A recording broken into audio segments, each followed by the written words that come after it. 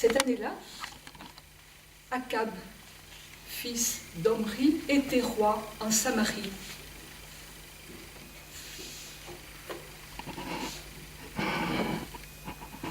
Il avait fait ce qui est mal aux yeux de Dieu, tout comme ses prédécesseurs d'ailleurs. Mais en plus, il venait d'épouser Jézabel, fille du roi de Sidon, une étrangère. Si encore elle s'était convertie et adorait le Dieu vivant, le Seigneur, Dieu d'Israël. Mais non, elle était venue, elle avait amené ces dieux, ces faux dieux, ces faux prophètes, le Baal, le dieu Baal dont elle disait, dont elle croyait qu'il donnait la fertilité et qu'il amenait la pluie. Et le roi Akab, au lieu d'adorer le Dieu de son peuple, adorait lui aussi les Baals. Cette année-là aussi, se leva le prophète Élie. Ah, Élie. Élie se leva. Il avait la parole qui brûlait comme une torche. Il ne plaisantait pas avec sa vocation de prophète. Il était peut-être un peu excessif. Mais vraiment, cette situation de ce roi qui n'adore plus son Dieu, vraiment, ça le révoltait complètement. Et il décida d'aller dire son fait au roi Akab. Il se leva comme un feu et alla rencontrer Akab. Je ne sais pas si le Seigneur avait mis dans sa bouche ces paroles ou si c'est lui qui avait décidé de ce qu'il fallait dire. Toujours est-il qu'il se présenta devant Akab en lui disant « À partir d'aujourd'hui, il n'y aura plus de gouttes de rosée ni de pluie, jusqu'à temps que je le dise, que je donne ma parole. » Est-ce que le Seigneur allait faire la parole d'Élie? Eh bien oui. Il y eut la sécheresse qui s'installa dans le pays, plus une goutte de rosée, plus une goutte de pluie. La sécheresse s'installant, plus de récolte, la famine s'installe dans le pays. Le Seigneur se souvint d'Élie. Akab allait-il se venger? Jézabel allait-elle le faire poursuivre? Alors le Seigneur envoya dire à Élie, « Élie, va-t'en, va te cacher, va-t'en dans le vallon de Kérit, mets-toi à l'abri. Dans le vallon de Kérit, il y a un torrent, tu boiras l'eau, elle est bonne et fraîche, et je t'enverrai des corbeaux qui te porteront de la nourriture. » Élie se leva, il alla, vallon de Kérit, à l'est du Jourdain, vers l'Orient, et il s'installa au bord du torrent, et oui, l'eau était bonne et fraîche. Et le matin, les corbeaux venaient lui porter de la viande et du pain. Et le soir, les corbeaux revenaient porter de la viande et du pain. Et passèrent des jours. La sécheresse continuait toujours. La famine vraiment frappait très fort tout le pays. Et la sécheresse était telle que même le torrent de Kérit s'assécha. Plus d'eau dans le torrent. Le Seigneur envoya sa parole à Élie et lui dit, « Élie, lève-toi,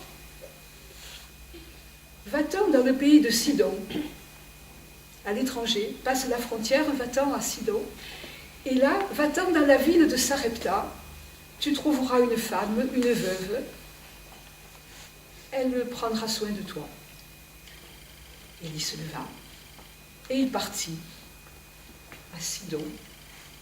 Et il arriva près de la ville de Sarepta, et là, il rencontra une femme, une veuve, qui avait un fils, un unique, et elle était en train de ramasser du bois. Il ne faisait pas bon être veuve. Son mari était mort. Quelle faute avait-elle donc fait? Quel péché avait-elle commis pour que le Seigneur lui envoie une telle punition? Les gens de sa famille ne prenaient pas soin d'elle. Peut-être un frère de son mari aurait pu venir s'occuper d'elle, la prendre en charge, elle et son fils, son unique. Peut-être simplement le fait qu'on soit en période de famine, en période de crise, peut-être que la solidarité familiale était plus difficile à vivre. Toujours est-il que cette femme voyait ses provisions diminuer et que l'avenir était difficile. Élie s'approcha d'elle et lui dit « Femme, je te prie, donne-moi à boire. Va puiser de l'eau, donne-moi à boire. » La femme prit sa cruche et donna à boire à Élie. C'était de l'eau bonne et fraîche, et il se désaltéra. Puis il lui dit, « Femme, donne-moi aussi un pain, une galette que tu auras fait, que tu auras préparée. Je la recevrai dans les mains, je la mangerai. » Et la femme lui dit, « Par la vie du Seigneur, ton Dieu, je n'ai pas de galette toute prête là, mais vois-tu, j'étais en train de ramasser 2 bouts de bois pour faire du feu. Il me reste 2 poignées de farine et il me reste un tout petit peu d'huile au fond de mon vase.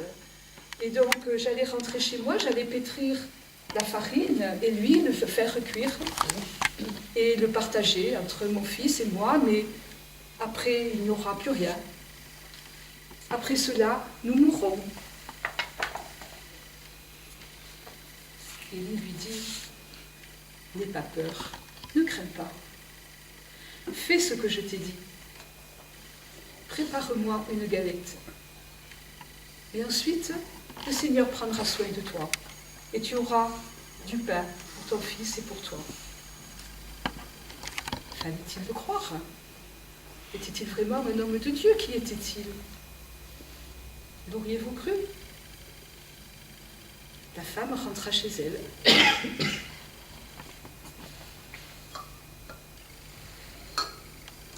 Elle prit ce qui lui restait de farine.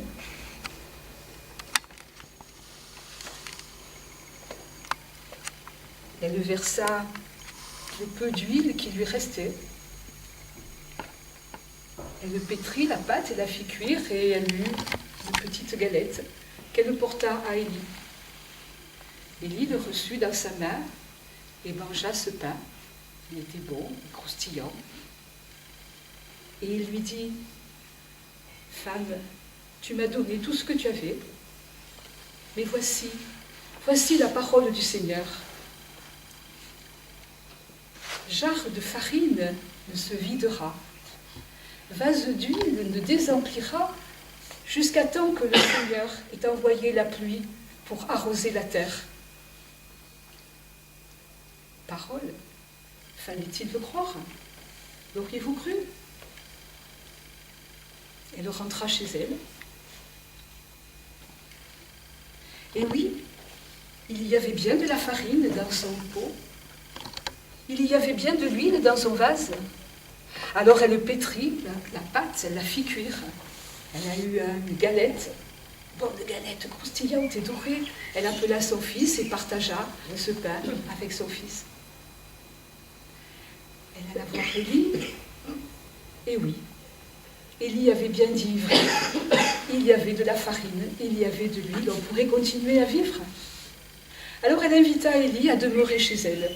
Elle l'installa dans la chambre haute, sur la terrasse.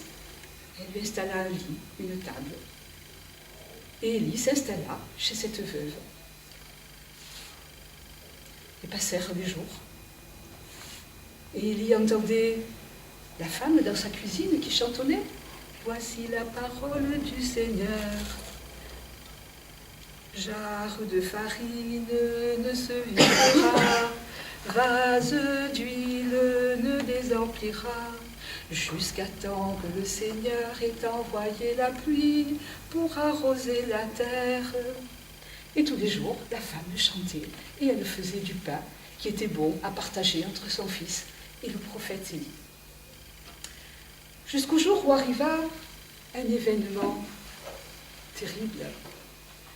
L'enfant, le fils, l'unique de cette femme, tomba malade d'une maladie violente, si violente que le souffle sortit de lui. La femme cria après Élie. « Par la vie du Seigneur ton Dieu, tu es venu ici pour me rappeler ma faute, tu es venu ici pour me rappeler mon péché, et tu fais mourir mon fils. » Élie lui dit, « Donne-moi ton fils. »